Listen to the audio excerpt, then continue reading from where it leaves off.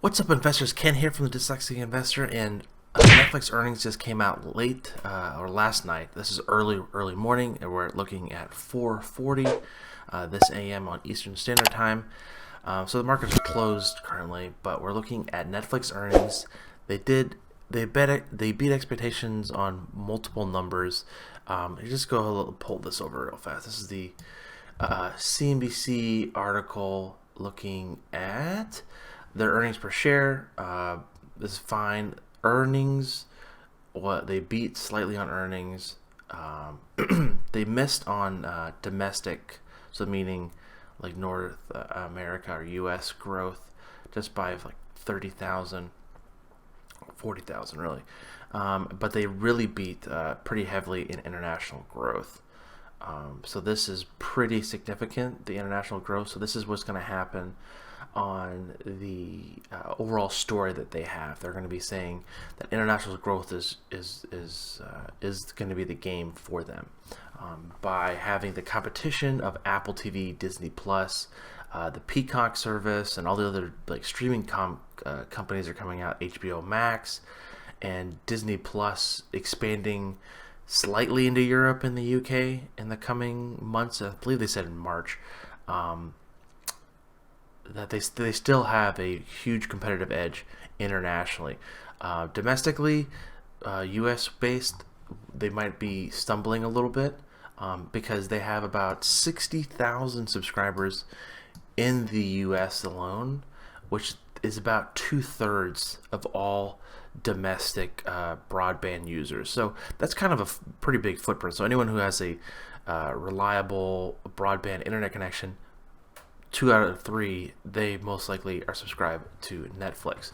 The 60 million domestic, and if you just grow that at the 500,000 each time, they can easily get into this market. But the competition is going to be heating up for that 60 million from Disney Plus and the other services we just talked about. That being said, they're just up very, very slightly. So if you look here, they're basically up to the bid is basically the bid and ask. Let's just call it the split. So around like 345. So that's up a couple bucks. So maybe 2% or whatever that would be of the stock price. So nothing crazy significant, but the stock overall has not performed to the levels of beating the S&P 500 index.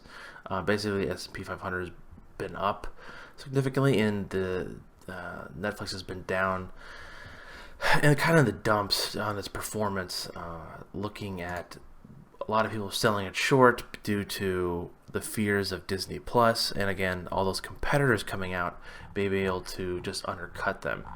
There is another, where did I find this beautiful looking chart? If I can find it, here it is. So this is right here, shows the growth, and again, I'm dyslexic, so it helps me to see pictures and charts, so rather than looking at words. This is the chart from 2017. So the light red is international, and then the red is domestic. So you can kind of see we had a nice little run up in 17 to 18, and then 19 is just went stagnant. And this is what people are saying, that they kind of hit the threshold in domestic markets of like, hey, this is not going to be going too much higher domestically because we've kind of hit the cap, in the sense we can still grow and get numbers by putting out more content and stuff, but it's not going to be a substantial growth as you see like in the domestic side, being literally 30 times more of what it is domestically. Again, it still has a competitive edge over the Comcast, the AT&T, HBO Max, Disney Plus, but Disney Plus is going to probably catching up soon. They say they have about 15 to 20 million domestically, and they're going to be adding the UK. So this is going to be a kind of yin and yang on seeing what happens with Disney's coming earnings, and then we'll take a look at that as well. So this is pretty interesting. Like, I like they're spending a lot of money on content too, but it kind of comes with a premium. Netflix is kind of the higher threshold of pricing, because Apple TV is $5. Disney Plus is $7. Netflix is $13, like the standard cost plan. So it's basically 2 times the services, and most people thinking that they need to get their $13 worth, so they need to make high-fledged content, which a lot of people really enjoyed. The Martin Scorsese movie, The Irishman, really great movie, 3 hours long. Definitely check it out. They use some really cool technology and with face mapping and so forth on that. The Witcher series is out. And of course, one of my favorite shows is that Stranger Things is also absolutely fantastic show. Cannot wait for more of that to come out.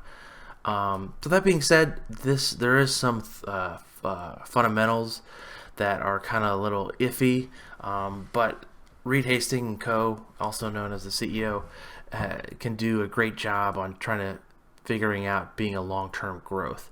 Because there's a great statement that he says they have the same strategy for 20 years.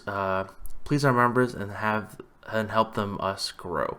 So basically, they're like the Zappos shoe company. By that, who's the guy who ran that company?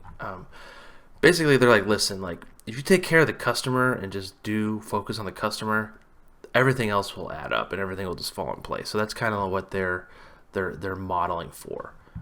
So let's go ahead and look at it technically. Technically, as we saw, that it's been performing below the S&P 500.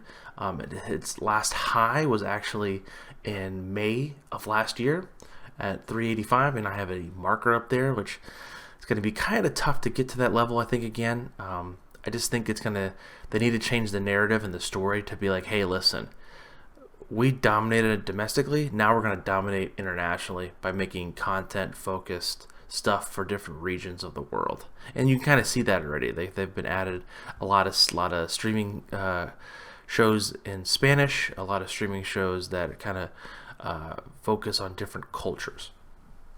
Okay, so back to technicals. So it's barely above the 200, which is again a good sign. Last year the 200 was a great support for it, but after its last quarter, not this 2 quarters ago, it had very low guidance. Again, the fear of not being able to make its numbers due to all the competition coming in, and it just kind of just sold off continuously from there. And then last quarter, kind of creating a bottom. It did kind of create somewhat of a base down here, and kind of made kind of like a V shape, more like a UE, long UE, like a cup and handle almost, and for potentially going higher. So that being said, what I see here, I want this to trade. Again, it's not up tremendously, so it's basically up to like this candle here.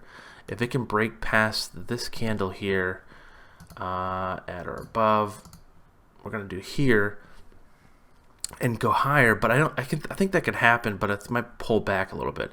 I think it's just kind of hover above the 21 exponential moving average here on the daily chart, and just kind of slowly grind up, unless something bad news comes out, or if Disney comes out and saying, "Oh yeah, we're crushing them. We added 5,000 or 5,000. It's not many subscribers.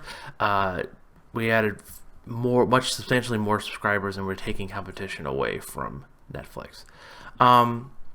So that could be trading sideways. We're going to look at this chart here.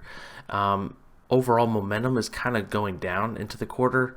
You see the RSI is basically not a fair value or the middle of the road. Chicken money flow, nothing to write home about. Then we're going to look here on the volume here. A lot of heavy selling into the quarter because a lot of people were fearful. Basically 2 times average-ish of normal volume. And I think what we could see is it could pull back a little bit, even though maybe come back to even where it was closed yesterday, and then maybe kind of create a nice even base here. Because if we go to this is the weekly chart, so this tells a better story here.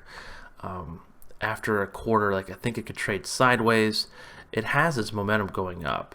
I think it really could go to the previous highs of last year, but not all-time highs, just due to the competition and getting the Wall Street to understand that they're no longer a explosive growth story in the U.S., but rather than we're going to be growing internationally and just pushing that narrative much more. That being said, like, this is a super interesting stock on the deviations that hasn't moved too much. If it does go at the third deviation, you want to kind of lighten up because it's going to most likely come back down. You saw that multiple times throughout the quarter or even the last past year, not really riding home too much and things like that. So basically, I would, if I currently don't own the stock, again, this is just my opinion. I'm not a financial advisor and let you know what to do with your money. You have to choose that on yourself. I would like this to settle off a little bit, potentially even come down a little bit to like the 330, 325 level, and it just needs to create a nice even base, and it needs to start catching up with the S&P 500. So if you compare this to SPY, like we saw here, like it's Netflix is down here and it's having a trouble performing with the market, so it's kind of a lagger. Not many people want to own something that's supposed to be a high growth company, but it's not even be able to perform near the performance of the S&P 500. So again, I think the narrative needs to change at Netflix and they need to push and have people understand, like, listen, I'm in the US, now we're going to dominate internationally. Alright guys, thank you so much for watching. This is Ken from the Dyslexic Investor. Don't forget to like and subscribe, and I'll catch you guys on the flip side. Peace.